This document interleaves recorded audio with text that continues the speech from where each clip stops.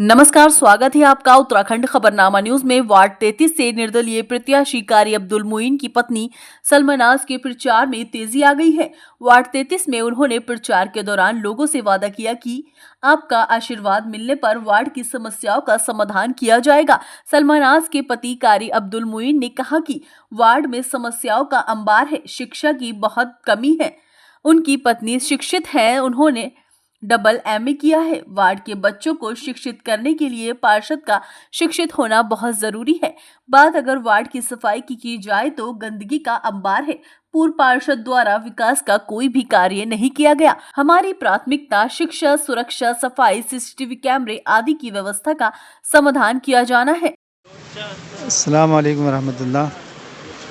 मैं आपका इस चैनल का जो है बहुत स्वागत करता हूं और आप लोग जो मेरे पास आए हैं तो आपका शुक्रिया बहुत बहुत। हमारा जो मिशन है, सबसे पहला मिशन जो है हमारा शिक्षा का है।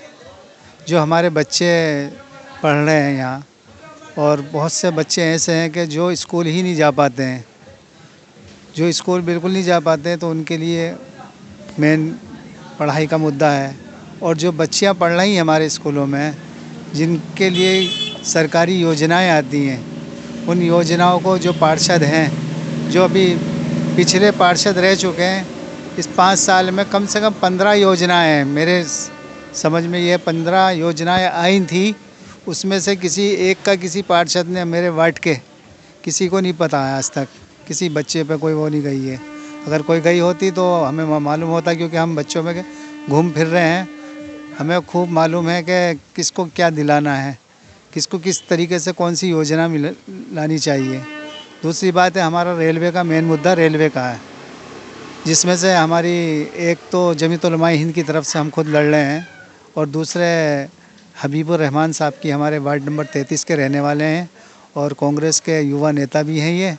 ये सुमित भाई के साथ में बराबर जा रहे हैं, और ये सुमित भाई के साथ जाके इनकी भी जनाब शराफत साहब हैं और हबीब साहब ही है, इन लोगों की पीआई लगी हुई है। तो हमारा मेन जो मुद्दा है रेलवे का भी है, और अल्लाह से की ज़ात पे पूरा भरोसा है कि ये हमारा जो घर लाइन के किनारे, हम खुद लाइन के किनारे रहते हैं, तो और जो लोग आ रहे हैं प्रत्याशी, वो इधर उधर से आ रहे हैं। हमें अपने घरों की, हमारे वार्ड वालों की फ़िक्र है, इसलिए हम सुप्रीम कोर्ट में भी हैं, और सुप्रीम कोर्ट से हमें इंशाअल्लाह बहुत ही जो है जल्द इसका वो मिलेगा कि हमारे घर बचेंगे।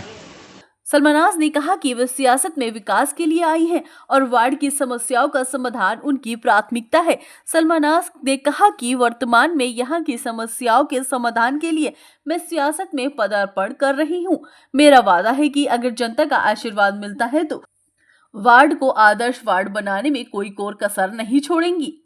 उन्होंने अपील की है कि आगामी 23 जनवरी को उनके चुनाव चिन्ह केतली पर मुहर लगाकर उन्हें विजयी बनाएं।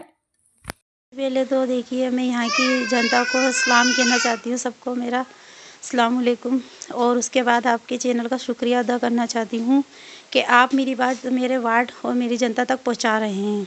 देखिए, सबसे पहले तो ये है कि मैं अपनी वार्ड का विकास करना चाहती हूँ, एजुकेशन को लेकर, और काफ़ी सारी चीज़ें होती हैं, उन मुद्दों को लेकर मैं डोर टू डोर घूम रही हूँ, वहाँ पर देख रही हूँ कि यहाँ मेरे वार्ड की क्या परेशानी है। तो मैं ये चाहती हूँ कि आने वाले जो चुनाव होने वाला 23 जनवरी को, उसमें जनता मुझे चुने, ताकि मैं उनकी परेशानियों को हल कर सकूँ आगे जाकर, और अपने वार्ड का विकास कर सकूँ एजुकेशन को लेकर। सबसे पहले तो मैं एजुकेशन को लेकर, बच्चों की पढ़ाई लिखाई को लेकर काम करना चाह रही हूँ। उसके बाद है यहाँ की साफ़ सफाई है, और पानी की दिक्कत बहुत होती है। सिर्फ एक इतना छोटा सा वार्ड है और अभी तक ये मुद्दे ख़त्म ही नहीं हो पाए हैं। नाली की सफाई है और सड़कें हैं, छोटी छोटी सी बहुत सारी कमियां हैं, तो उनको मैं दूर करना चाहती हूँ। और एजुकेशन जो है मेरे लिए बहुत ज़्यादा ज़रूरी है, उसको लेकर मैं आगे बढ़ूँगी, तभी मैं लड़ पाऊँगी।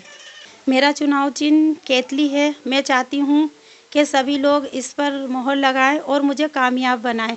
और मेरी उनसे अपील तो बहुत सारी हैं, तो जिनमें से कुछ अपीलें हैं, जैसे कि लड़कियों के लिए नई योजनाएं लाना, शिक्षा लाना, फ्री कंप्यूटर कोर्स होते हैं, सिलाई के कोर्स होते हैं, और काफ़ी सारी विधवा पेंशन होती है और विधवा पेंशन भी होती है। काफ़ी सारी समस्याएं जो हैं मैं अपने वार्ड की ख़त्म करना चाह रही हूँ। बच्चियाँ भी पढ़ लिख के आगे बढ़ेंगी उनकी वजह से, उनको देख करके कि ये एक पढ़ी लिखी प्रत्याशी नेता बनी है, तो और बच्चियों के अंदर भी बच्चियों की हौसला अफजाई होगी और बच्चियों के लिए रोज़गार लेके आएंगी, जैसे सिलाई हो गई, कढ़ाई हो गई और चीज़ें बतेरी बहुत सारी चीज़ें होती हैं। और दूसरी चीज़, जब बच्चे के शादी के लिए कुछ वो योजनाएं आती हैं तो उसके लिए भी लेके आएंगी। तीसरी चीज़ है कि सबसे बड़ा मुद्दा ये है कि हमारे वार्ड के अभी तक जो पार्षद प्रत्याशी जीत के जाते हैं नगर निगम में, तो वो ना तो उनका प्रतिनिधि जाता है अंदर, सिर्फ पार्षद ही अंदर बैठता है वोट की मीटिंग जब होती है। तो वोट की मीटिंग में जो है, जब हमारा पढ़ा लिखा पार्षद बैठेगा तो वो अपने वार्ड की समस्याएं बताएगा अधिकारियों को और वहाँ से उनके लिए योजनाएं लेके आएगा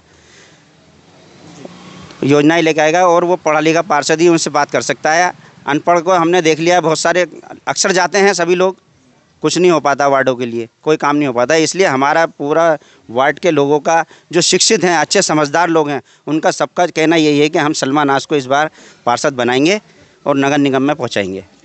मुद्दे तो सबसे बड़ी एक तो शिक्षा हो गई, फिर लड़कियों के लिए रोज़गार हो गया और नाली हो गई, नाली खड़ंजे हो गए और दूसरी चीज़ है कि हमारा मुद्दा है ट्रेंचिंग ग्राउंड, वो भी हो गया। रेलवे का मुद्दा भी है, कई सारे मुद्दे हैं इस पर, जिसकी वजह से हम एक अपना पढ़ा लिखा प्रत्याशी लेके आ रहे हैं। सबसे बड़ी चीज़ ये है कि वो हमारे वार्ड की इकलौती ऐसी प्रत्याशी हैं जो सारे प्रत्याशियों में सबसे ज़्यादा पढ़ी लिखी हैं।